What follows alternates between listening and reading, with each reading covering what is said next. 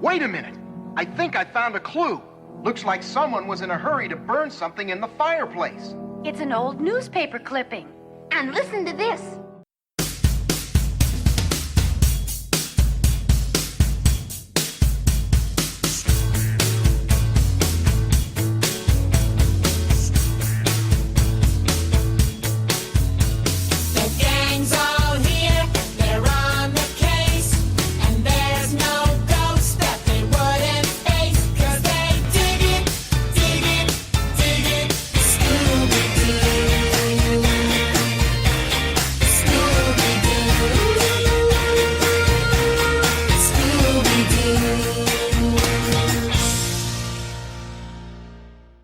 Hey gang, and welcome to the first episode of A Podcast Named Scooby-Doo. From Coolsville to Crystal Cove, this will be the show that attempts to unravel 50 years of mysteries, meddling kids, and masked villains. My name is Mike Josick, and I'll be your guide through all things ghostly and groovy as I investigate every angle of every mystery and beyond. So grab yourself some Scooby snacks, fire up the mystery machine, and let's start the show. Yeah! Now, the main feature of this first episode is going to be an interview and audio commentary with Scooby-Doo writer Tom Konkle. Tom was a writer on one episode of Season 1 of Be Cool Scooby-Doo. That episode was Area 51 adjacent, and he was promoted to staff writer for Season 2. Those episodes, of course, have yet to see the light of day, but they're there. We had a really good talk about his experience with getting on the show, working on the show, and Tom gave us a full audio commentary for his episode, which was a treat. I'm hoping that it's something that we can do more with other guests, and Tom himself has also said he's willing to come back and do more commentaries on more episodes as they air, so that's something exciting to look forward to. But before we get to that interview, I just wanted to talk briefly about why I'm doing the show, what my background with Scooby-Doo is, and kind of what I'm trying to achieve here. So, I've been a fan of Scooby-Doo since I was a kid. I watched the series on Saturday mornings. It was always one of my favorite shows. While I probably did see episodes from the original series, Scooby-Doo, Where Are You?, I'm pretty sure the bulk of what I watched came from the Scooby-Doo and Scrappy-Doo show. In hindsight, it's probably a miracle that those years didn't sour me on the franchise for life, but to be fair, I was 5 or 6, and more than likely my tastes weren't overly discerning. I've followed the franchise off and on through all of its various iterations throughout the years. Now I'm an adult fan, a lover of bonus features, and one thing that I couldn't help noticing, I was revisiting Zombie Island not that long ago, and I got curious as to how that whole reboot happened, and I couldn't find a lot of information on it. It was sadly lacking, especially in this age of the internet and podcasts. There aren't that many Scooby-Doo podcasts. I think there might be only 1 or 2 others. There are a few books, some interviews, and some scattered behind the scenes featurettes that rarely rise above EPK level of information.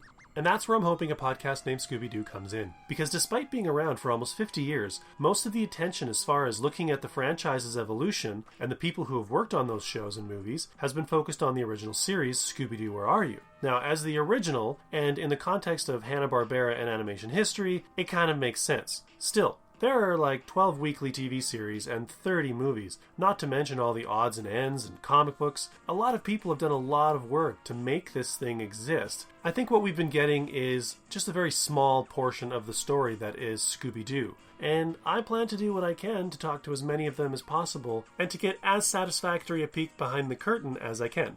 Now, having said that, I make it all sound very formal and structured, but I'm planning on the podcast to have a more organic feel.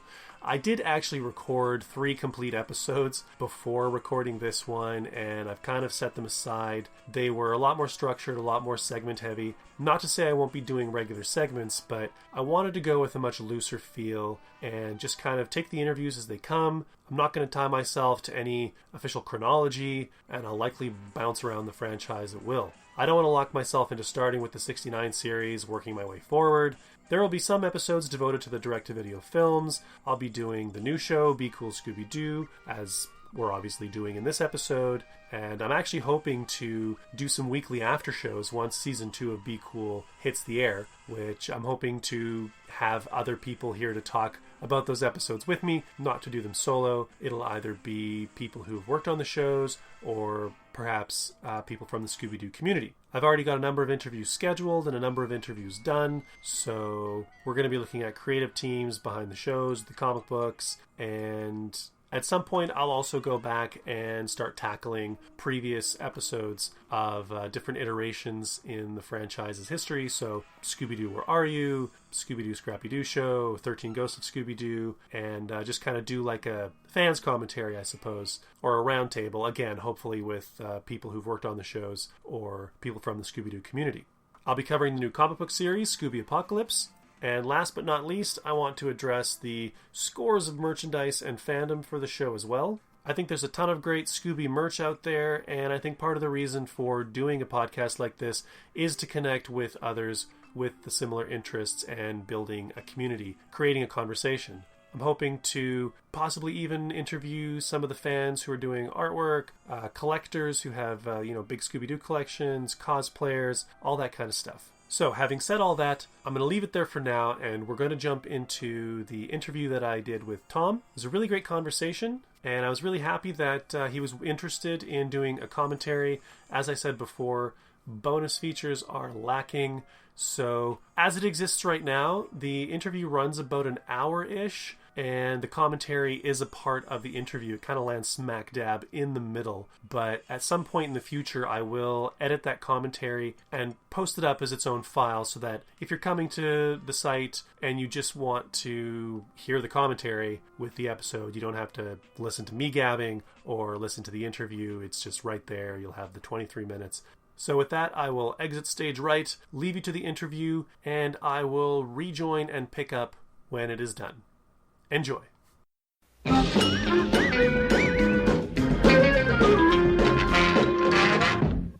Hello, Tom. Hello. Hi, this is Mike. Hi, Mike. Nice to meet you. Nice to meet you, too. I really appreciate you even taking an interest. Oh, I'm like a special features junkie, and a little while ago, I was watching Zombie Island, and I remember when Zombie Island came out, and I was like, oh, there's got to be something out there. Someone has to have written something, or there has to be something. Something. And there's nothing.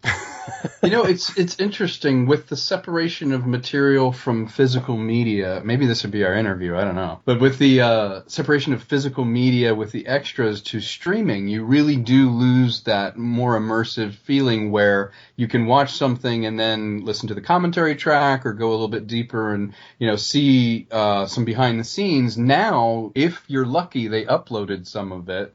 Otherwise, the experience is just stream to stream. And I've noticed even Netflix is kind of guilty of this. When the end credits start rolling, it shrinks it down and says, next one's coming up, and clips it right off. I think there is a setting where you can actually change that. But yeah, they want you to just kind of click on to the next episode and go. And then for those of us that make it, we're like, whoa, wait, this is, that's my next job. Yeah. So it's interesting how I'm the same way. You can't see my camera then, can you? No. I was going to say, I have a wall of Blu-ray and DVD behind me. I have about 750 here in my office of movies and television that I like physical media because what I don't like is streaming. It's almost like someone can come along and take a book off your bookshelf and you're like, oh, I want to talk about, oh, wait a minute, the book's gone. Yeah. So I like to be able to go back and get something that's long since lost its license on Netflix. And I think that Warner Brothers also treats the franchise very much like it's geared towards that 8 to 12 market. Mm-hmm. There's a show that's been on since 1969. Yeah. Some of the fans have probably grown up. Yeah. And we are not writing for that age group at all. We're writing to make ourselves laugh. Yeah. Yeah. Yeah, the last two series, pretty sophisticated as far as the humor and execution. Yeah. And, we had long talks about it. I mean, I'll be happy to talk about it when we get into the interview. But yeah, you're absolutely right in that it needs to have a much broader appeal than the 8 to 9 or 10 group because it's got its own mythos now, and you can have something that you can enjoy and a kid enjoys. The two are not mutually exclusive. Classic comedy. I remember my dad taking me to the Pink Panther, and he enjoyed it on one level, and I enjoyed it on another. Yeah, it's the Warner Brothers cartoons that we all grew up on. Exactly. Yeah. All right. Well, I'm ready if you. So you want to do a little interview, and then we'll get into we'll throw to the show. Yeah, I think... I'm new to this format, so please be patient with me. Okay. This is the first commentary that I've done with anybody, okay. So... All right. Virgin territory. We're both going in a little blind. All right. Sure. So I guess if you could just give a little... What was kind of your first contact with Scooby-Doo? Where does it come from in your background? Okay. Well, I have an affection for it. I grew up with true sort of Saturday morning cartoons. In my generation, literally you watched what was on. And in this case, there wasn't time shifting or anything like that. So Saturday morning was kind of that sacrosanct time where you would sit with your breakfast and watch cartoons. And then as reruns came in as a teenager, there were certain shows that I loved, like Scooby-Doo, like Johnny Quest, all those sort of classic cartoons. And for me, it wasn't really about the mystery. It was sort of what made me fascinated with something like Scooby-Doo when I was a kid was just the interactions of the characters, and that you knew it was inevitable where things were going, but I was kind of fascinated with how they always got there. Because it was, you always had the reveal. It was almost like a magic act. You had the thing and then the prestige. So it was like, how do we get to the prestige? And then when I ended up doing the show, I come from a sketch comedy background as well. I did sketch for 20 years, and John Colton Berry was a fan of mine. He had seen me perform live. I used to be in a two-man fake British sketch comedy duo. It was Dave and Tom. And he saw me do this sketch about a mime who goes through some sort of tragedy and is struck talking. He can't stop talking, and he tries auditioning, and he's like, I'm climbing a ladder, I'm going on thing. He's doing all this sort of thing, and John's like, that's great stuff.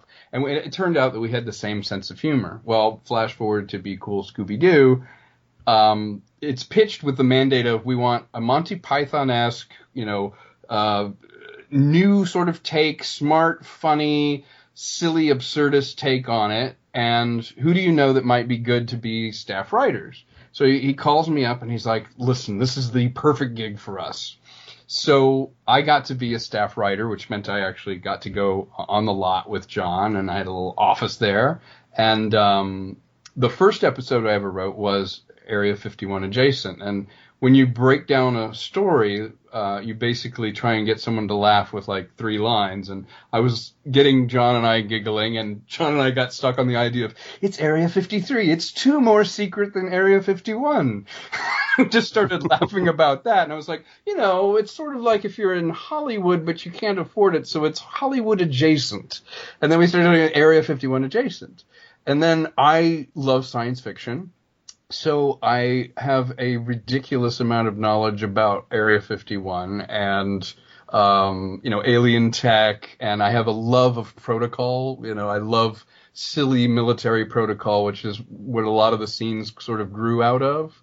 And I also work as a voice actor, so I kind of had my eye on some of the characters as I was doing. I was like, I was actually the voice in Giant Problems. I played some of the Irish characters in that. Like in the beginning, that's my voice.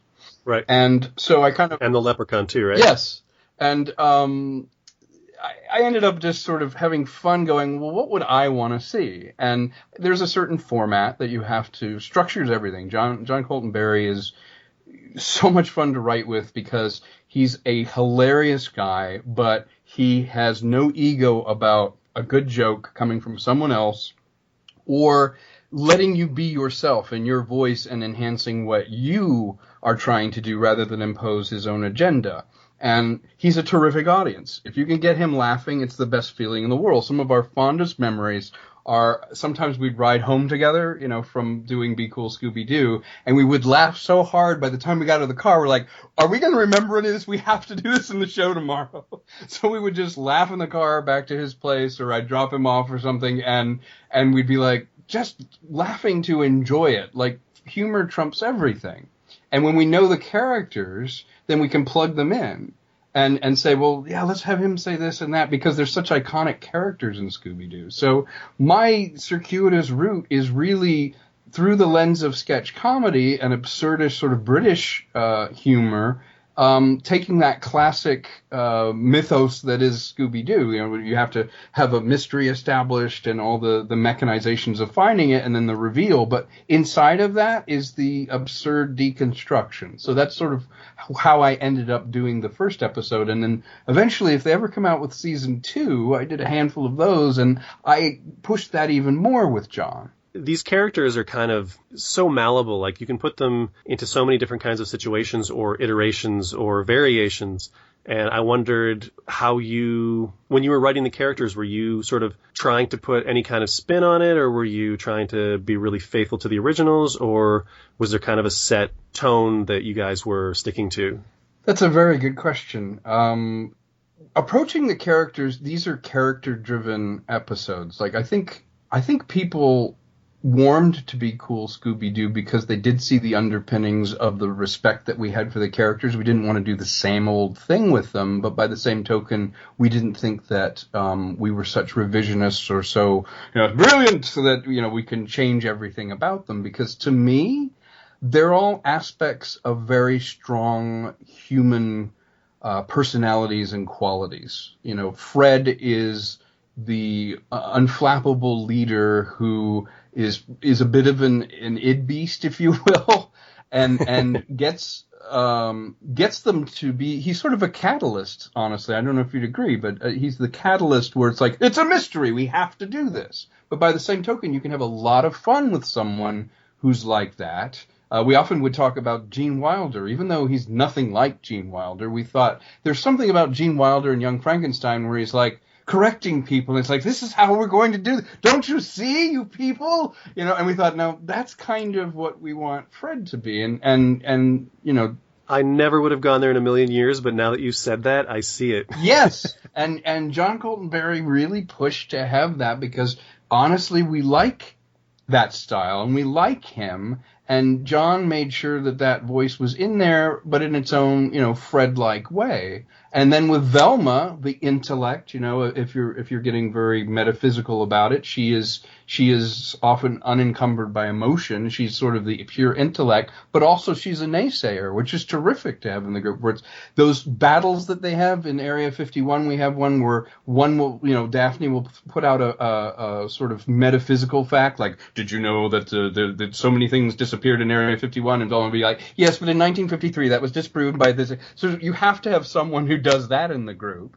And then with Daphne, we noticed that there was a place you could take her, and John calls these Daphneisms, where you could gift her, even in one episode only, you could gift her with some new, fun, unique quality that either pays off tangentially or actually in the story that makes her more interesting than just being the girl who is, either getting herself in trouble or falling over, and she does get herself in trouble, but we thought, how could we color that to be more reflective of a woman character now if we were to do it, but keep the essence of Daphne?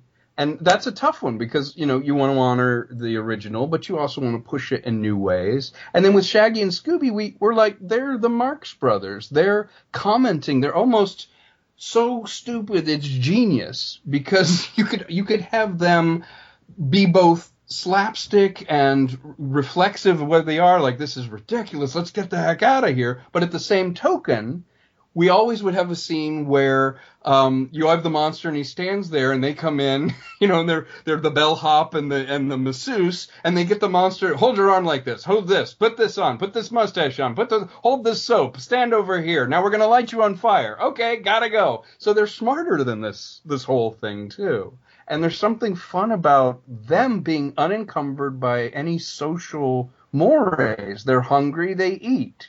There's this sort of jokes that we came up with around. We were like, okay, food, that's a great convention for them. But how do we do that in a fresh, anarchic way? And my own filter, I have worked with the Pythons. I did a show with John Cleese, a TV show.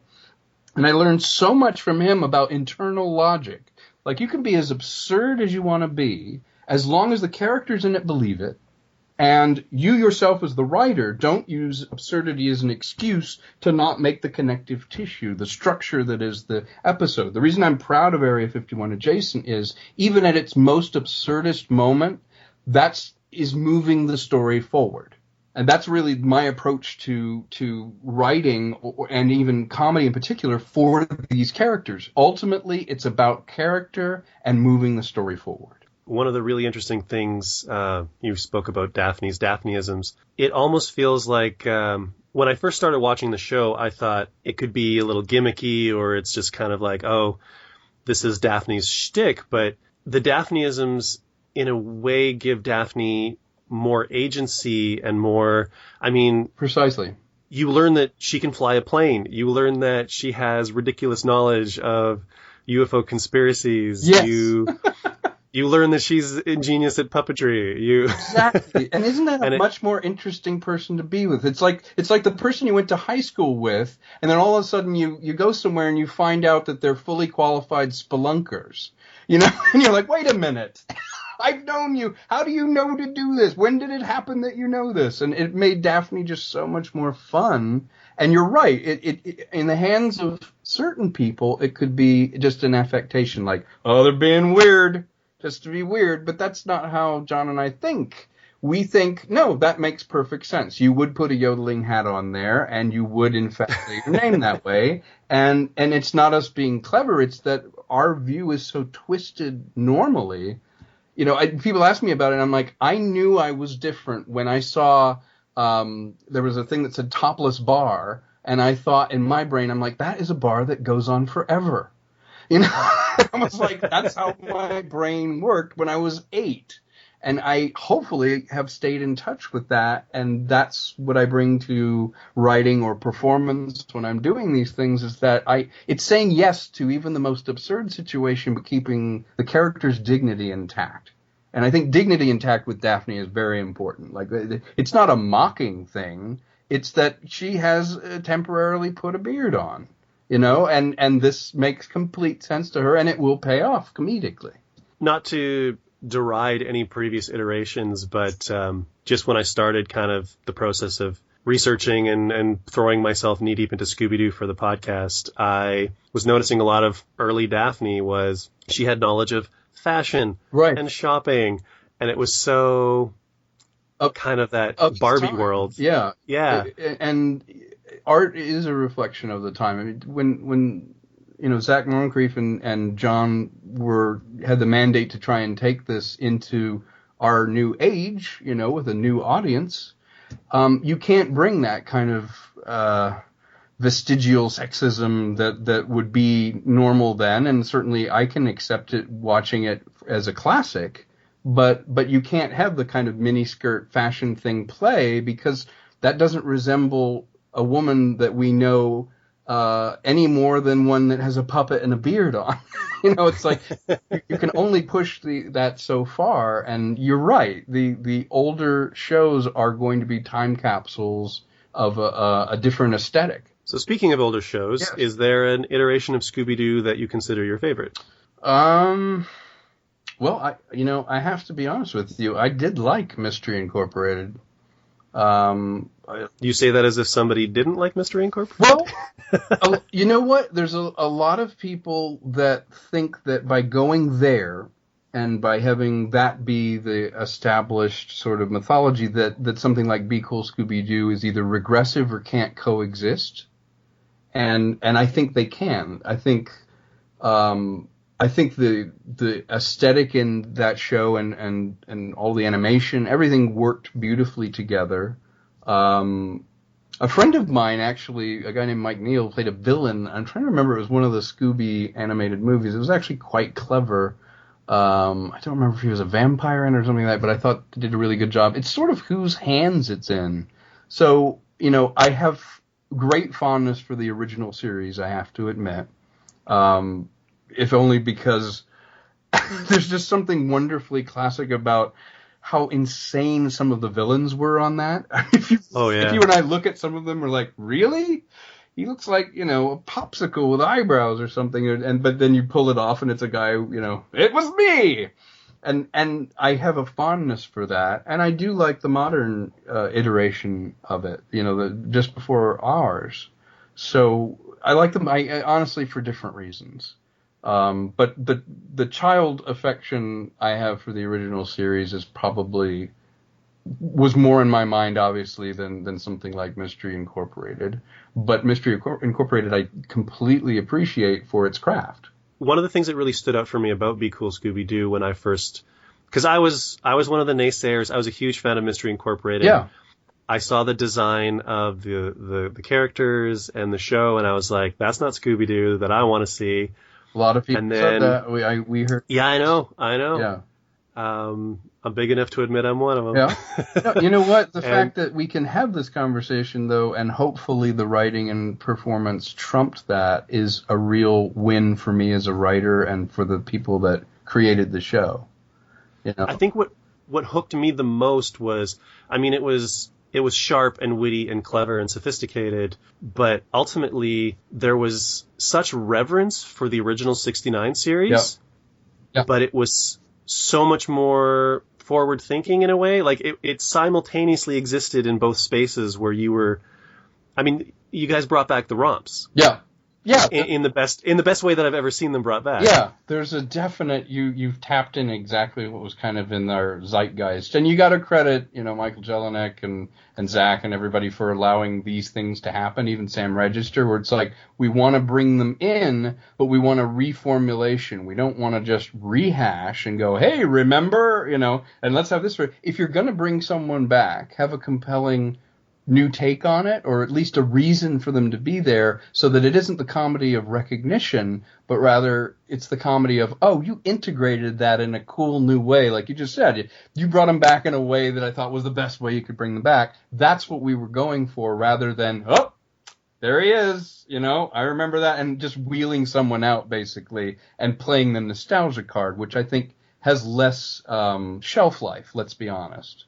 I agree. So, who's your favorite character to write for? Who is the most fun to put words in their mouth? Daphne, probably in Area 51, particularly when she's meeting the alien for the first time. I love some of the stuff that she can do. But I have to admit, I found myself, when I'd look down at the page, I often wrote more for Fred. I'd have to bring myself back. I'd have to reel myself in, because there's something about that authority figure who really isn't that makes me laugh. In this episode and other episodes that haven't aired yet, which I don't want to talk about because they haven't aired yet, and I'm really... Yeah, no spoilers. But there is a natural tendency to take authoritarianism and something in Fred and his sort of, having dignity and tact, but then going, I must do this! And I find myself writing in his voice the most easily, but having the most fun with Daphne because the weights are off. If you're exercising, and you take the weights off, you just sort of feel a lightness about it. For physical comedy, though, it's obviously, Scooby and Shaggy, because we would always try and top ourselves with how can we go back to classic silent comedy, Tex Avery, how do we look at Buster Keaton and the Marx Brothers, and how do we get them to be anarchic and disassemble this scene? So writing them without dialogue was actually quite fun, which then the director comes in, and on my particular episode, I had a genius director, James. Do you know James Krensky? I'm familiar with the name from the show. Yeah, but, from the show. He's a terrific director, and he has a visual style and got it. And often episodes are assigned to different directors, as they are with animation. And I got lucky with this one because he completely gets it. He knew the voice. Like when you're reading it out, you're like, yep, you got it. And that's half the battle in comedy, is that if you're forming a sketch troupe, if you have to explain the joke to the other people in your troupe, you're probably in the wrong troupe. Fair enough. Yeah. Okay, I've got one more question, and then we'll roll into the episode. One of Shaggy's lines in the show, he says, it's the creature from planet Zoinks. Yeah. And I thought that would make a fantastic alternate title to the show, and I wondered if it was ever, vetted as a possible title. It was not, but you are a genius for thinking that. The creature from planet Zoinks. The creature from planet Zoinks. Yeah, it would be wonderful to do. I see those kind of jokes make us laugh. And the most fun is when you're sitting in the office and you're writing and you have this brief and you have to get this thing done. And it's actually quite hard to write animation because there's normally an axiom of about a minute a page for live action. Right. But it can move quite fast with animation. You can move from one thing to another. So you're actually writing more dialogue, more action, and visualizing and putting the text together. But getting together in the office and reading it to each other and coming up with jokes like that or whatever, if you can get a reaction, something out loud, or you literally want to just pick up the phone and there's times where I would literally pick up my cell phone and text some joke to John. John's sitting like literally across the hall, but he would start texting jokes back to me, and we'd start having this whole sub-conversation while writing it. Then we'd get together at the end of the day, and he'd be like, okay, let me hear this. We'd just start laughing because of what we were already talking about. So that's how the best jokes are grown that way, is that we didn't, there's calculation in the writing because you have to have structure, but some things make you laugh and you can't explain why, and those are sometimes the best. It has that weird alchemy of the weird jokes that you have between friends. Yes, exactly. Yeah. And if you can make a percentage of the audience your friend, that's all I care about. You don't have to please everyone, just enough people. All right, and on that note, we will set up the episode here. We just need to let everybody know how to sync up Okay.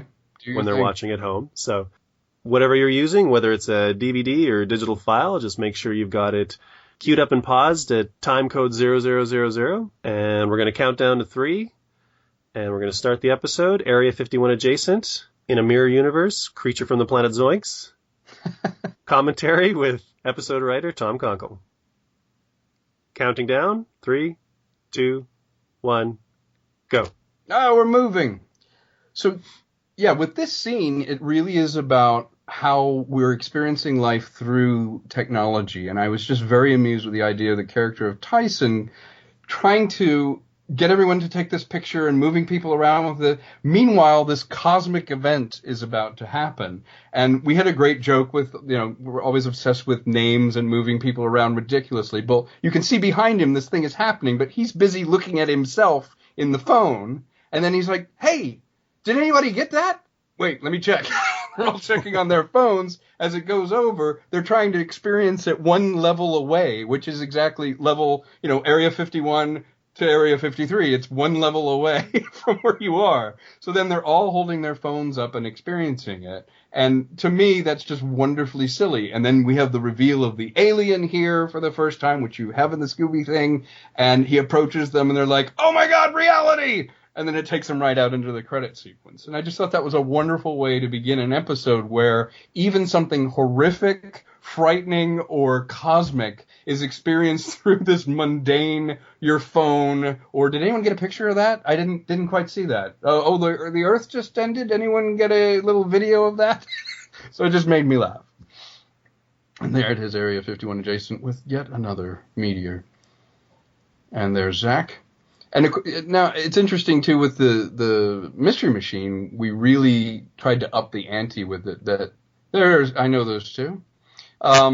There's as a plot device, there's a lot you can do with it. And there's James, who's really did a great job directing this. Here is the classic sort of setup. You're moving, you're doing whatever, and you want to pay it off, but by the same token, you don't want to give away too much of the setup of they're about to run into this guy and see a monster. So they're kind of naysaying, you're hanging around with a bunch of weirdos. And there we are. But they're the weirdos that she hangs around with. So I just love just the irony of them discussing basically the entire setup of the episode, and they're already in it without realizing the irony of it. And here we have just this wonderful setup where he's talking about, I saw this thing, and she's like, were you sure you saw this? Like, yeah, pretty much, which leads to one of my favorite jokes, which is when they run off into the desert after talking to him. We got to do some just broad physical comedy, and it pays off again much later. This episode is very much about people running off insanely into the desert, like, you're doomed, and then suddenly they're snakes and chainsaws and all these different things happen. And there's your influence of old Warner Brother cartoons where they fall the minute they look down, which I thought was a lot of fun.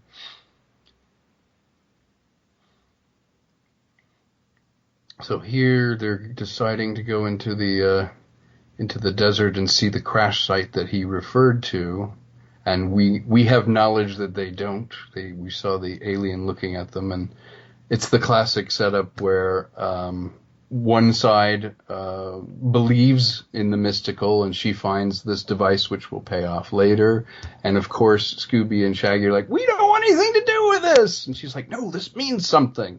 And Velma is, of course, a font of knowledge, but she is my naysayer in this, as with most episodes. And here we get the scare. They're after them, which kind of prefigures the chase. One thing I'm really proud of in this thing is in this particular episode, the chase at the end is one of the few that is a very cinematic chase. It actually has, this is the scene that I got John laughing the most about.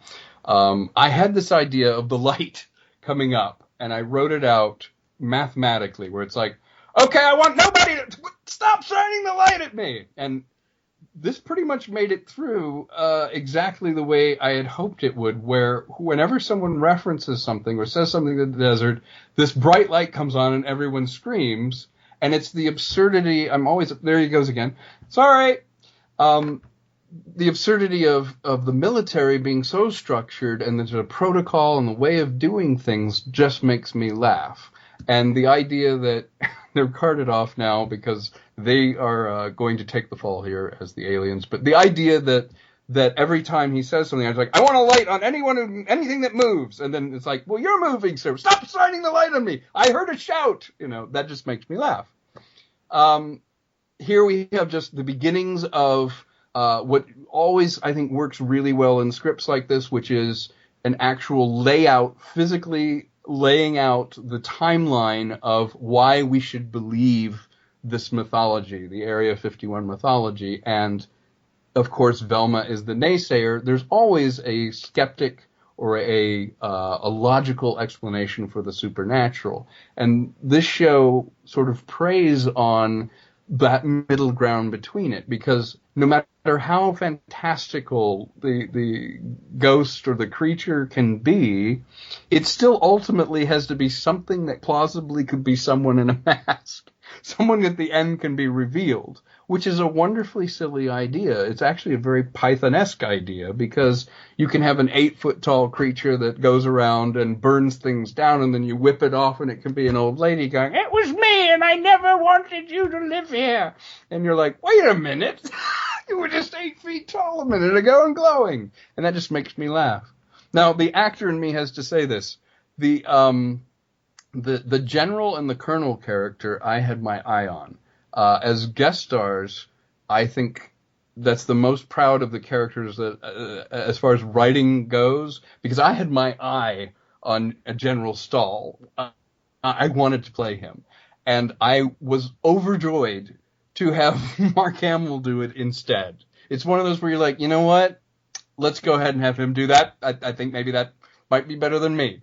And he, to his credit, saw that there was a lot of attention lavished on the writing and the absurdity of that character, because the writer wanted to play him. And he did an amazing job. And let's face it, the 10-year-old me was still high-fiving himself to even have him credited in something that I did. And this, of course, another obsession of mine. I love they're going through the different levels. There's all this protocol. There's things that they have to do to get through the facility. And this entire facade, this entire facility, and they're about to meet the general character, this is Mark Hamill's character coming up. I love the protocol that they have to go through, which leads up to the interrogation, which I'm very proud of as well. This also, John Coltonberry, who is the story editor on this, I was the staff writer on this, we would get laughing about, like, M. What, you mean meddling? No, the other M. What's the other M? What's the other word?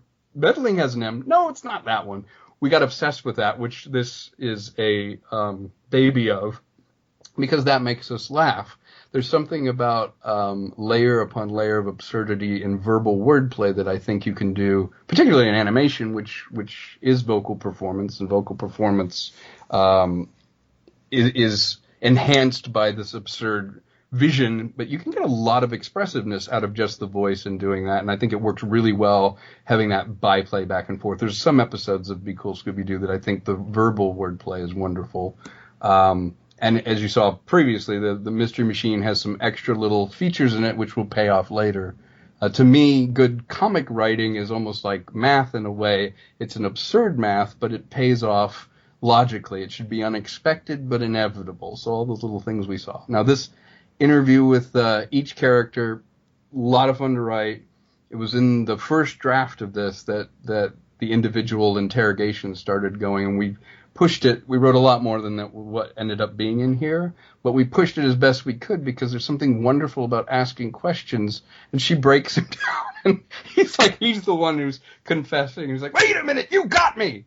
And the idea that we reveal, Shaggy's name in this offhanded way, and they believe they are aliens because of the odd way they're acting. When if you look at it, it's like the military seems insane in this, and they are. He's like, aha! I got you! What? Aha! And we are obsessed with ahas back and forth as much as we can. And there's the musical thing. You can't really go without saying, John Colton Berry has a musical background. I've played piano my entire life. The music in this is great. He came from Phineas and Ferb, which had great music. So even when they go to each other, something about the music makes me laugh. This is my favorite interrogation. This survived all the way through, which I love. I love that he has this serious beat, and he goes, nope, that's good enough for me. And that's a very Tom Konkle joke. And then I just wanted to sort of have him pay it off visually. So he had this idea of them just acting childlike and doing it. It's like, to an outside observer, anyone can seem nuts. The stuff that we do as humans, once you put a little frame around it in a cage, it's like, yeah, there's something wrong here. But the frame that we've put around the military and the protocol that they go through to keep Area 51 is just as absurd. And I think when you follow the internal logic and rules, which we have established here of like how the monster works and what's going on, you can really achieve a kind of special magical absurdness. This is wonderful here. He comes in, scares them, but all of it's part of an elaborate plot to get them to announce to the world that there's a problem so that good things can happen for the bad guy in this. One of my favorites with her is meeting. This little exchange, again, is that a verbal absurdity. This idea was topped by John. He blew me away with where we had an idea of this and sort of the nascent form, and then he refined it, and then when we finally got it in the episode, it just worked so well. He's like, well, maybe that's them being nice. Maybe growling sounds are being nice. Maybe blowing up buildings is them saying, hello, we like you, which is a wonderful, silly, stupid idea. I love that. So he's chasing them around, and what I like about this is it gets very cinematic thanks to the director. There's our clue. Whenever we were writing, there were always beats that you had to hit. You had to find a clever way of having the clues fall into some sort of logical, even if it's only the internal logic of this universe, the logic of the mystery had to pay off. And this, of course, finding the general's key, it's like, how could that be there? But the gang as a group is being manipulated by their own obsession with solving mysteries, which I thought was kind of an interesting idea. It's like, well, you get a bunch, and it looks like people that are obsessed with exposing mystery, and if you have a certain agenda that helps, then this was a perfect episode to drop them into, because everyone knows the mythology of Area 51. However, this is Area 53, which is 2 more secret than Area 51, and there is the reveal of the technology that they have, and it could possibly also be a clue. And as I alluded to earlier, I'm very pleased that anything that we see technologically or with the clues pays off in this wonderful cinematic sort of Spielbergian chase in the episode.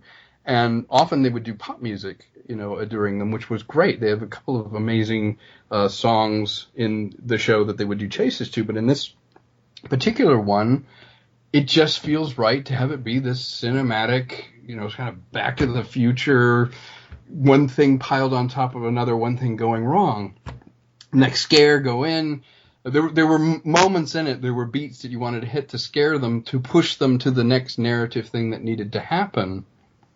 And in this case, they need to get back to the Mystery Machine. They need to discover certain things in the lab, like, that's interesting. I didn't know the government was getting money to do this, or they're running out of money to do this. And it needs to happen in this sort of inevitable, casual way. Love this scene. This is, old school, silent comedian. Nope. And then that kind of thing I absolutely love, because there's the economy of silence and knowing how long to pause. Awkward pauses make me laugh. Daphne does some wonderful stuff in this episode, not the least of which is her just almost childlike glee at both accepting and denying the absurdity of aliens, and her trying to get this device setting off the chase. And, let's face it, people would be killed outright if this happened. And that's what I love about it, is that it plausibly posits this wonderful chase using the car in a new way, chasing after. Here he's activating it. You see the wheels go in, and we're off to the races with it. And you can be funny verbally and still have this visual dynamic and narrative going as she gets it. Oh, she's got the thing. And when I was writing it, I could see stuff in my head. I saw what happened, and I was like, gosh, how far can you push it that you're still getting information, you're still being funny, but it's kinetic, like you're going somewhere. He's getting closer and closer, you're about to touch it, and then all of a sudden you fall down this thing, and we realize, we're going deeper levels, and they're right behind us. Cut to guy outside. Hello? Is anybody there? Oh my God, I'm finally free! And then it continues on, and it's almost the joke from Monty Python, Life of Brian, where they go off on a tangent, have an alien pick him up as he's falling. He goes through this entire chase. Then the spaceship crashes in back in biblical times, and he comes out of the rubble and goes, "Oh, you lucky, lucky bastard!" It's that sort of humor that makes me laugh. This is wonderful. The kinetics of it, and then the final payoff as he tries to jump in. That was beautiful, and thanks to John for just getting the humor and adding to everything. I do have to say, at this juncture, I am so lucky that he was a fan of my comedy writing and my love of cinema and love of words, that we are kindred spirits, and that he kept the tone and the jokes smart and witty, and was a perfect story editor on this. He's just a terrific writer, be it comedic or just dramatic. It's for him all about structure and finding interesting things about the character. He will pace around with a stick and point at things, and magic happens, and that's not an exaggeration. And that's why I loved working with him. My fondest memories of this episode, I love they're talking here and sort of resolving some of the internal conflict between the characters, and they're still moving, they're still in a chase, there's still stuff happening, but you're getting some character development to them. It's not just kinetics for kinetic's sake. And again, how things are framed, what you choose not to show, what you choose to show. Like, look at Fred listening to the conversation. It just adds something. And that's the director's hand, that's the writer, that's everyone. The voice talent on this, it's amazing. That smash cut to the classic, running into the window and then guns coming in from everywhere. And it's like, right, that's it. We've caught you. And I love these military characters, both of them, the colonel and the general, again, just wonderfully absurd. The argument that they have to make between them. And what I liked about it, too, is I did kind of want to red herring it. There was a huge discussion about, should it be the colonel, the general, who's the person who is would make sense at the end, but still is unexpected. And you could have gone either way, but I like how the script sort of, you're like, wait, this he's cool. Wait a minute, he seems like a reasonable person. Now, wait a second. And because of the structure of it, they're like, look, stop helping. they're turning on each other. This is sort of your darkest point in a script structurally. I just love the fact that the reasonable person in this conversation is the general. The colonel's like, well, hang on, what? If you can get to a point where your comic tone has created the most rational person seeming like the most insane person, that is a win as far as I'm concerned. And Mark Hamill did an amazing job with this voice. I wanted to do that part, and the best compliment I can give you is I can't imagine anyone but him doing it. He did a great job and made the jokes better. And this whole episode is about tech. You know, the mythology of Area 51 is somehow that's where, it's him again.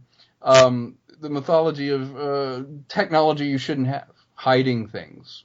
Things cost money, research. That keeping people in fear is profitable. But also the Mystery Machine is basically alien tech. Let's face it, it can do anything. It's something that is kind of absurd but wonderful, is that, well, you should be looking at the Mystery Machine because, frankly, that seems like it's from another planet. It's got claws in it. It can fly. It can do all these different things. And that's the tech that they're kind of hung on, because they're like, well, they have this Mystery Machine. They must be aliens. You know, this machine can do anything. And I wanted at least the Mystery Machine to have an integral part to the narrative, to solving it, because the Area 51 mythology is all about technology, and that hidden technology or unexpected technology is what Area 51 is all about, is that's what they're hiding. Alien tech, advanced tech, perhaps they reverse engineered things. And so, love these jokes here where it's starting to pay off. The mask removal, it kind of prefigures that. When they finally catch who the person is, you've already kind of seen how that works, and then boop, there he is. And then there's always the sort of wrap-up, which, as I was writing it, I kind of wrote backwards from the script into, well, we saw this device, which could be the remote control that then did it. There's a reasonable expectation that somebody would have seen him in the desert. She says, well, this is him trying to scare us. We saw General Stahl's security thing. He wanted us to go in there. So now it all kind of makes sense that if it got out that there were semi-credible witnesses, we would get funding like crazy. And that's exactly what he wanted, because all his requests for equipment were denied. So it's a somewhat plausible thing, but it's wonderful. Look at his body as the alien. Suddenly he's this, 40-pound creature. And then here's our classic playing with, we started joking about this before even this episode got written, which is meddling. No, what's the other word? What's that word? It starts with an M. Meddling starts with it. No, it's not that. If not for those, oh, come on, help me out. What is it? It starts with an M. And I love that kind of wordplay. So it was such a fun episode, and hopefully unexpected, but at the same time wonderfully absurdist. So I had a terrific time writing that episode. And the rest is mainly visual. And there they are, all the people that do a heck of a lot of work to make this happen. It takes an incredibly long time to make an animated episode, because the sound and the voice are not married to picture until the very end. You have animatics and everything that happens, so it's quite a process. And that's it. And there you go. That was fabulous. Oh, thank you. I was trying to talk but keep up with it as best I could. You've never actually done this before? No. Because that was like textbook audio commentary, man. Oh, well, thank you. I have not. Like I said, it was virgin territory. So you did cover a great deal of the remaining questions that I had, which I thought you would. Great. But there are a few things I wanted to still bring up. Sure. Right near the end there, you were talking about the absurdity of the Mystery Machine and the technology and whatever. Yeah. And I was wondering, I've always wanted to talk to somebody who worked on the show, because the whole like chitty chitty bang bang aspect of the Mystery Machine, sure, it was kind of touched on, I think, in Mystery Incorporated, but it's gone to hyperbolic levels with Be Cool Scooby-Doo. And is that a fun thing? Is it a tough thing to write? It is a tough thing, because because here's the thing. Lazy writing allows you to do something expository, like have the machine do something when you need it to as a writer, rather than when the story demands something to happen or you need to pay it off in some way. So you have, it's the power of having a machine that can do, quote, anything is a terrible thing to wield if you don't have discipline.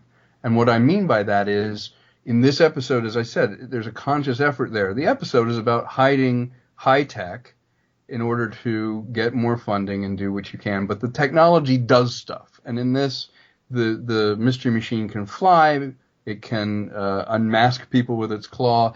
It's a item of interest to the military. So the fact that it can do those things thematically work with the episode, but also enhance the story. They're not just flying because they can fly. They're not just doing that. They're using the mystery machine to propel that plot forward in a way that if it wasn't there and couldn't do it, the story would actually be over. Like you couldn't do it. You couldn't move it forward, so that the gimmick of having it being able to do anything needed to be mitigated by, let's have it do some surprising things, but I don't want it to solve the mystery, because why is the gang there if the car can do everything?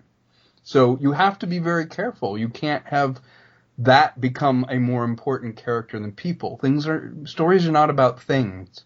They're about people. And in comedy, it's too easy to kind of go, I'll make it do this because I want it to and I need it to in this thing. And it's much funnier to have it go, well, yeah, at the beginning you had a thing and it's pulling on his nose and doing these things, but later on it's a metaphor for the car is the technology that can reveal who is misleading everyone in Area 51. Or you want to have that cinematic chase. Well, yeah, the car, he's proud of his car. His car can do things, and it does it when the story calls for it. And for me, that's the discipline of it. And I've always wondered, like, just going through season 1, there's some truly strange and absurd things that go on, and more than mostly, almost all the time, it's brilliant. But are there any checks and balances for, like, how weird you can go? Is there ever a concern Yes. that you're going to go too far? Or is there someone there who's like, no? Oh, yeah. There's plenty of people that say no. John and I will push things as far as we find are funny, and you have to get some consensus. This is a business after all. There are a lot of restraints that are placed on it. Not only none of which are time, but also execution. Are you able to execute it the way you need to with the animation? Do you have the time to do this joke? Is this joke going to work in a visual media? It may make us laugh verbally, but it doesn't work visually. And you have to be very careful of wasting a lot of time on animation that you're not going to use.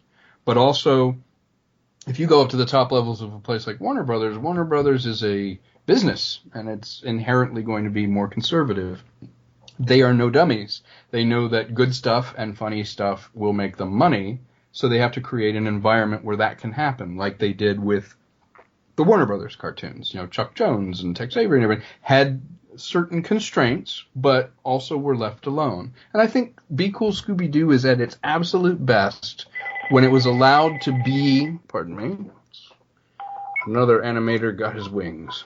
When it's allowed to be itself within the confines of the time and the sort of absurdity that we can put into it without getting so weird that we're, just doing it for ourselves. And it's always in our mind that we're doing it for an audience. And yes, sometimes we push it too far, but the reason the good stuff is good is because some stuff got pushed too far and didn't work. It's better to fly higher than all the other birds and then swoop down, and at your lowest point, you're still above those other birds, but you took a chance. So I think that you're detecting it as a fan, as a person who just enjoys absurdist writing, that sometimes they work, sometimes they don't, but it's more important that you try within the structure to make it as good and funny. Funny trumps everything. That's my rule of writing comedy, is that if it viscerally is funny, you find a way to make it work. And you fight for it, and sometimes you lose the fight. In a lot of situations, it's often said by creative people that they're at their most creative when they have parameters to work within. Yes. It's the limitations that bring out often the really interesting stuff. So by that same token, do you feel that the work is stronger because you guys aren't allowed to just go kind of to the moon and back, that you do have that tether? Yes. There's a reason why there's a frame around a painting.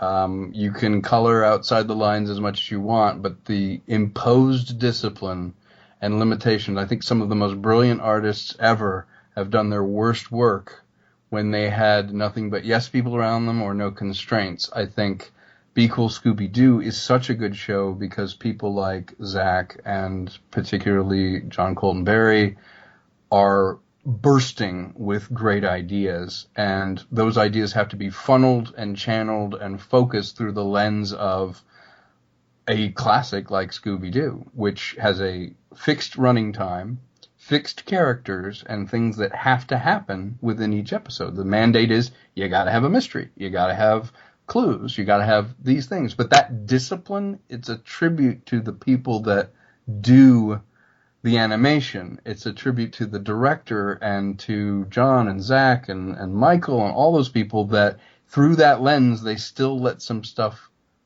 sort of sift through that pushed the frame one way or the other. But I think there's a more beautiful painting to be had inside that frame than if you scribble all over the wall, because it's not focused. It's not laser-like as far as its absurdity. It's whatever you feel like. And I think that discipline is actually what makes most things good. I think you're right.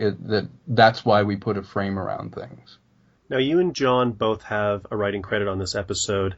You mentioned that he was the story editor. Yes, he always gets a credit. As story editor, you'll notice he's always shares a credit in the thing. And to his credit, he did the most work by being there and overseeing every episode. And I was just wondering how that dynamic broke down for you on writing this episode.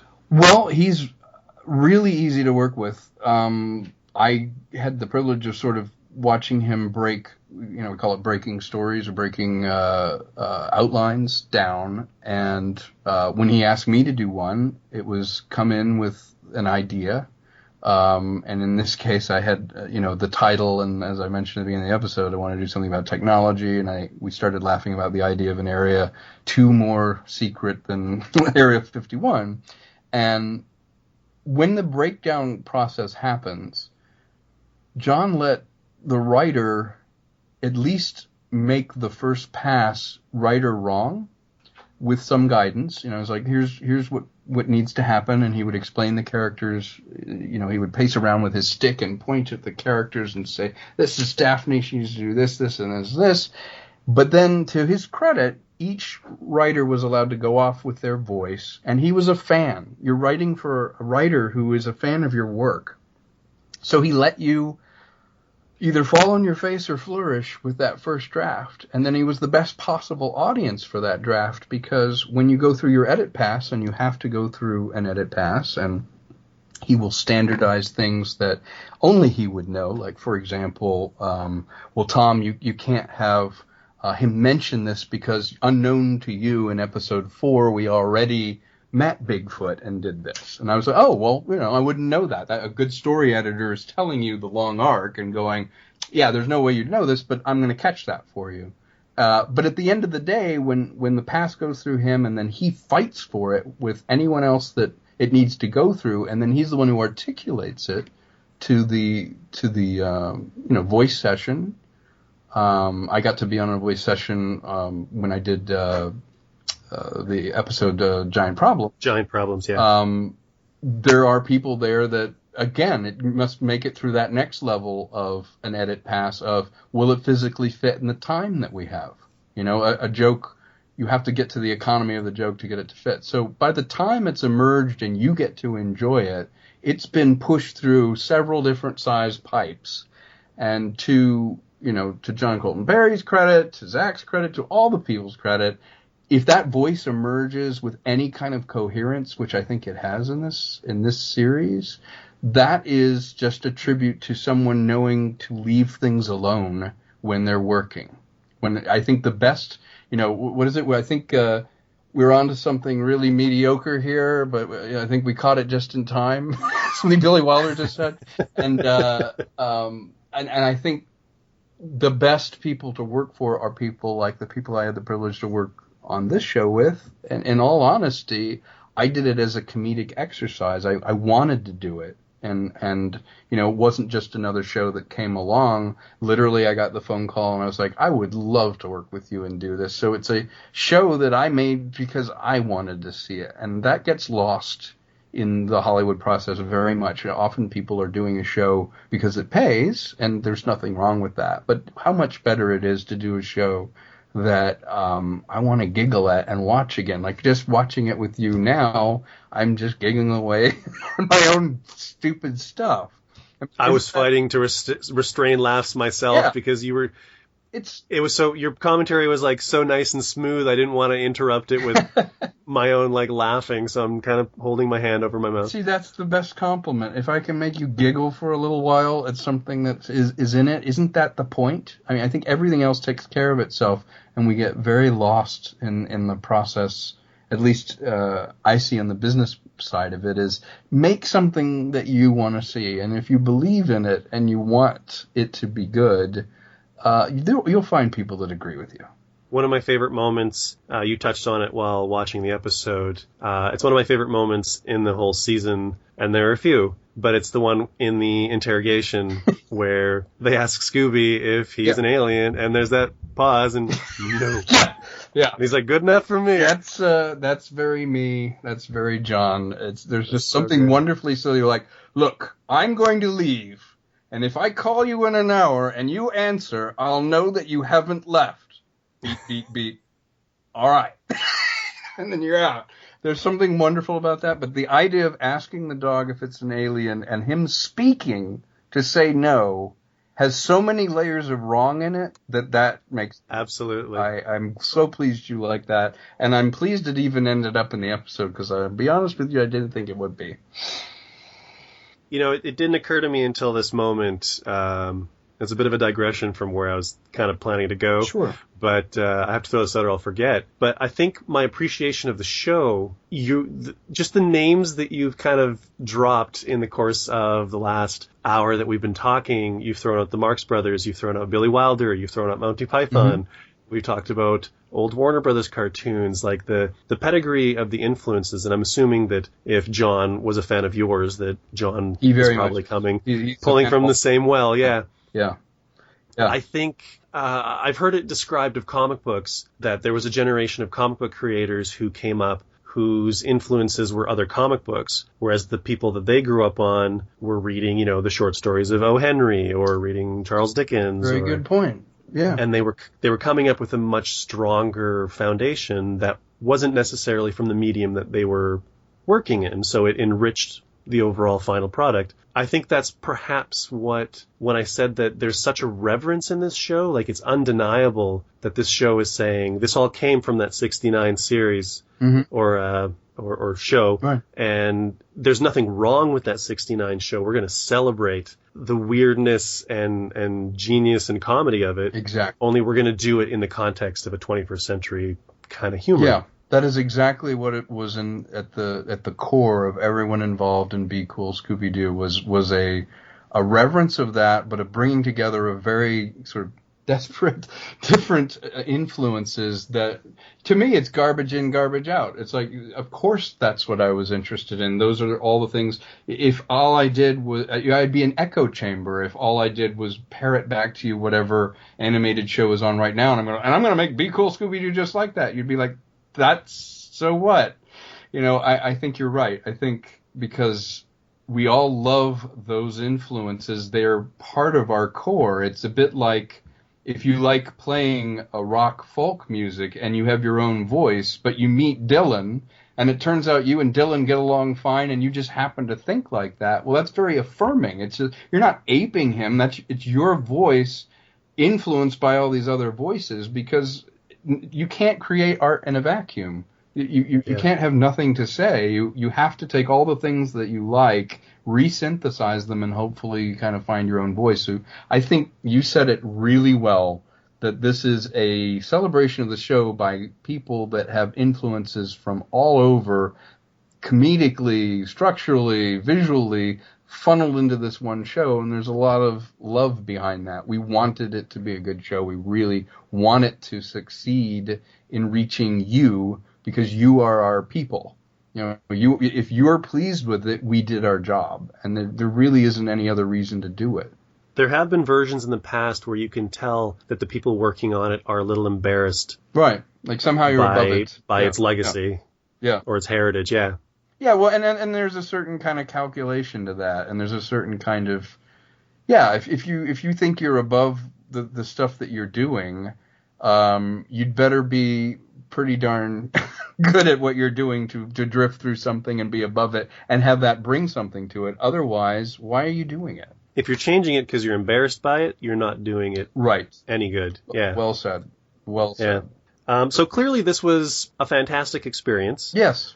Why just the one in season 1? Did they just have the one slot for you? Yes. Or? Yes. The way it worked was, as I mentioned, it takes so long to make an episode. I started pitching in 2014, and there was a couple different slots. I actually did help with some other episodes, just sort of getting them going, but he had already assigned them out. By the time an approval came through to do it, there was just this slot. The thing that happened that was nice is when I was hired as a staff writer for season 2, I was in the office and picked sort of my battles and the ones I wanted, and I was included a lot earlier in the process. When I came in on season 1, I got a tour of the office from John as a friend. I wasn't asking for a job. I saw the animator. I walked in and he had a huge picture of John Cleese in his office. And I said, I did The Art of Football with John Cleese. I performed that. It's a show before the World Cup. He's like, oh my God, he's a British guy. And I was like, oh, these are my people. And then it just organically happened that I was able to get an episode in time, because it took a year before, in October of the next year when it dropped. And by that time, I was already hired and writing the Christmas episode for season 2, which hasn't even come out yet. No. Yeah, it takes a long time. We're all waiting with bated breath. I know. It's frustrating. It was, strange that they all came out in the sort of all at once, and then it went away, and it's difficult to hold an audience when it moves around. It's also been very awkward with the second half, or that last third or whatever of season 2, where they just kind of held off on it. Yep. And then it just kind of exploded on Netflix with little fanfare. Yep. It's odd, and we, the people that make it, have absolutely nothing to do with that. So I'm like you. I'm kind of going, okay. If that's the plan, I hope they have a good one, and I just want people to see it. I want people to see season 2, because there's some episodes in there that we're really proud of. You talked about being sensitive to the time that you're allotted and not wasting that time. I know animation is very different from live action, but I do know that sometimes things get written and boarded and even make it to like a proto-animation stage the for deleted scenes before they get cut. Yeah. In the editing process. Were there any deleted scenes for Area 51 adjacent? Yeah, I saw in the animatic some things that they had to make in cuts in time, and obviously the chase scene needed to be parceled out really carefully, and it's orchestrated musically. So some jokes and things did have to go by the wayside. Almost everything, though, in the script, to be honest, verbally, that was in the final script, pretty much ended up in there. Sometimes, there were back and forths about refining things as they hit the vocal booth, that things just needed to be modified or worked better spoken. But for my own writing, what I can speak to, probably my strength, is because I'm a performer, I perform all the parts. So I know how long it takes to do it. I know their voices in my head, and I take dictation from the characters. So there wasn't a lot of fat on any of the episodes.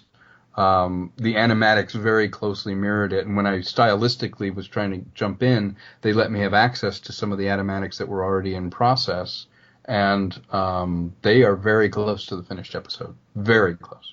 Very cool.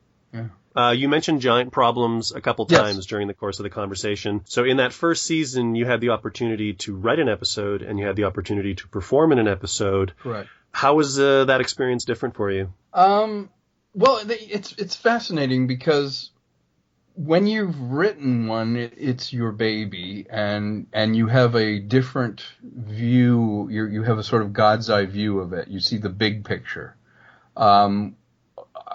I've worked as a voice actor for many, many years, and when your job comes in as a voice actor, it's to take what's there on the page that's gone through this whole vetting, comic vetting and structural vetting, and make the most of those beats that you have, but to understand it. So I read the whole episode, obviously, before I went in to record anything, and I'm able to do a bunch of accents. Like I make my living playing Brits in stuff. Like I played all the British characters, like some of the scientists in the Cosmos series for Seth MacFarlane. Right. Whenever the animation is in there, that's me, you know. And it really was that simple. It was sort of, you're funny, you can do an Irish accent. Look over this episode, and I went into the booth, and I kind of knew the tone of the show, which really helped. And my view, I didn't have that sort of God's eye view of how everything will fit in, other than reading the episode and knowing how my character fit into it, and seeing, they always show you animatics or sequences, so you know how big is this, what's the space that I'm dealing with, you know, does the character have a funny mouth or a mannerism or something that I can enhance my performance. And the lady that supervised this, the casting director and the ladies and the director, they have very clear direction and ideas that they want. So it really is getting everything that needs to happen in the time that you have with the animation. That's your constraint, is you can do all this extra stuff, but it needs to fit into this 5-second slot that we have for the line. So yes, if you want to gift him with ennui and have him be sad and do a giggle, just make sure that it fits into the line that we've assigned, because with animation you just don't have that sort of latitude that you might have with a live performance. So without touching on season 2 at all, because we haven't seen any of it, okay, what would you say is your favorite episode, yours included, if that happens to be it, of season 1? I love Mystery 101. That was John's first one. I thought that the setup, you know, it's the one at Kingston University. Oh yeah, I know it well. I thought the setup of that was absolutely brilliant. I love the one, the one where it's the, I'm blanking on the episode title. You can probably tell me. It's, they meet the guy and you have to pronounce his name. Rick. His name has to be. Oh, that's the second episode. Yeah, I love that episode. Rick. Yeah, and no, it's Rick. It's a Game of Chicken, I think, is the name of it. Yes, it is. It is. And that is such a great episode. But I'll tell you, one of the best fully realized. No other culture has more misunderstood the chicken. That's such a John line. I love it. I'll tell you though, for filling out characters, All Paws on Deck, I love what they did with filling out the characters. I thought that was a great episode. I would have to say I also kind of loved the Christmas one, to be honest with you. I thought it had a wonderful, absurd tone to it, and the whole pterodactyl thing, which seemed to have nothing to do with Christmas. Yeah. But yeah. I loved it because it didn't have any of the maudlin sort of, this is a very special Christmas episode. It was true to the series. It happened to be the Christmas one, and it was wonderfully insane. I loved how Daphne, because that's her birthday. Exactly. It was just such a nice counterpoint to, like you said, that usual sentimental. Exactly. Yeah. I love that episode. And then a pterodactyl shows up and you're like, what? Yeah, exactly. And what in the best possible way. It's the what of, oh, what? I love stuff like that. So those episodes definitely jump out, and because it's special to me because I got to do a voice, as I laughed out loud reading Giant Problems. I met, I knew the writer because he had been in the office with John, and we'd pass each other in the hall, and he did a terrific job with that. So I would say those in particular were my favorites. All right. I guess the only other real question I have is if there was a particular character that you more relate to. It kind of touches on the whole which character is more fun to write for, perhaps. But oh, actually, there's two more questions, so one more after this. Sure. Which character do I relate to? Comedically, I would definitely want to play, with hormones, of course, Daphne. I think I could say that character has the most comic latitude, but also just has the most depth in unexpected ways. Velma's actually a fascinating character too, but I would say her slightly more, only because you can go a little bit more on right and left turns with her, and she's not quite as rigid as the Velma character has to be. So I would say Daphne. All right. And what I ask everybody at the end of every interview is basically, why do you think Scooby-Doo has lasted for 47 years? What would you credit its longevity to? That's interesting. It's probably two or three things. I think it was something we started off with in the interview at the beginning, is that the team is aspects of everybody. You see yourself in every one of them.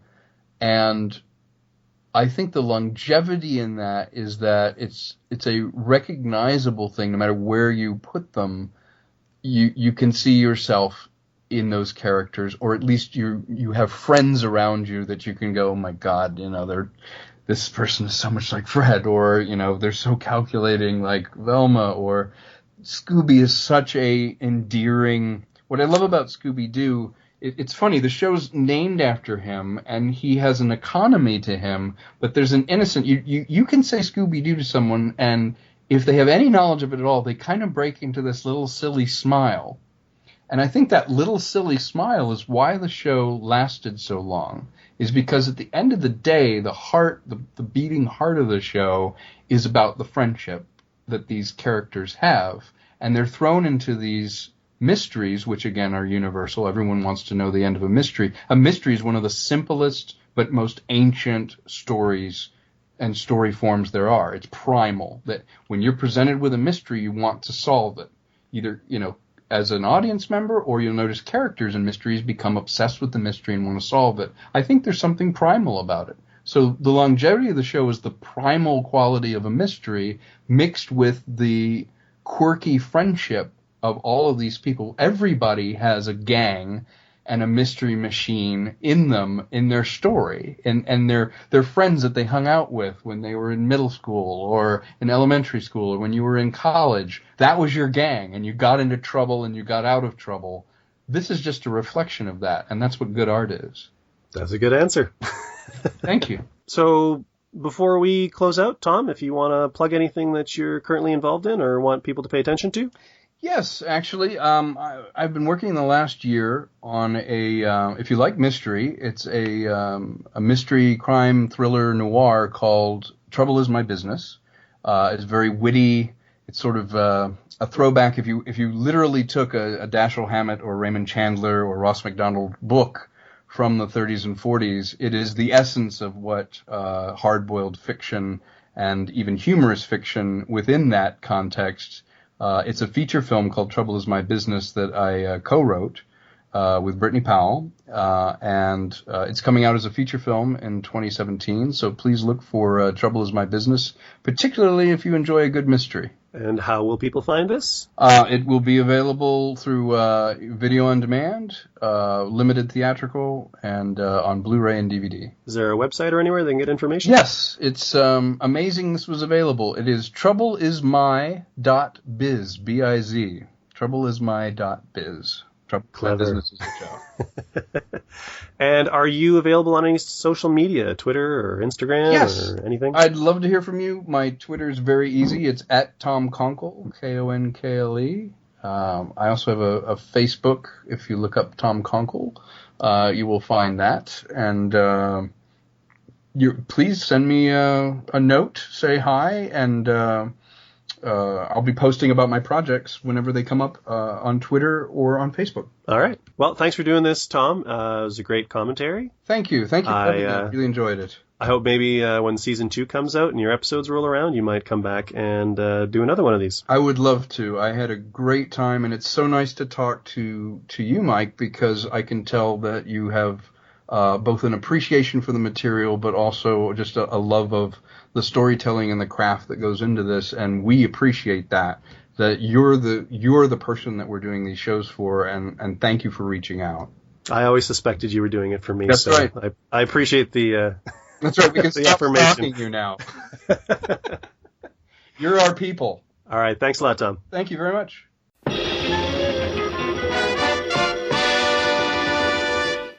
And there you have it. That was my interview with Tom Konkle, writer for Be Cool Scooby-Doo, and the exclusive to A Podcast Named Scooby-Doo commentary for his episode, Area 51 Adjacent. I hope you enjoyed it.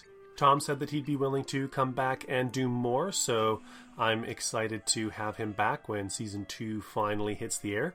That'll be exciting just to have Season 2 hit the air, period, but there you go. I'm also hoping to get some other people to participate in commentaries as well. Hopefully you're along for the ride. I hope you enjoyed the episode. I'm not sure when the next episode will get posted. Like I said earlier, I'm going with kind of a more loosey-goosey, free-flow sort of format. I think rather than force content, if there's nothing going on and I'm just making an episode for the sake of making an episode, that's a lot harder than just having an interview or having something in the news to talk about and putting something together then and getting it up. And the way you'd keep track of that is checking us out on our Facebook page, which is Scooby-Doo Cast on Facebook, or at Scooby-Doo Cast on Twitter. Let me know what you thought of the episode in the Facebook comments, or you can put something on Twitter. I guess if we need a hashtag APNSDEP1. That sounds good to me. There's also a Scooby-Doo Cast Instagram account, which you can also subscribe to. Subscribe to us on iTunes, rate and review the show. It always helps with podcast standings to get ratings and reviews. Higher the rating, the better, but you got to go with what's in your heart. And with that, we bring the inaugural episode of A Podcast Named Scooby-Doo to a close. Had a lot of fun putting this together. Thanks again for joining me. I look forward to coming back, solving some more mysteries, and digging the doo. Take care, and we'll see you next time. His name is Konkle!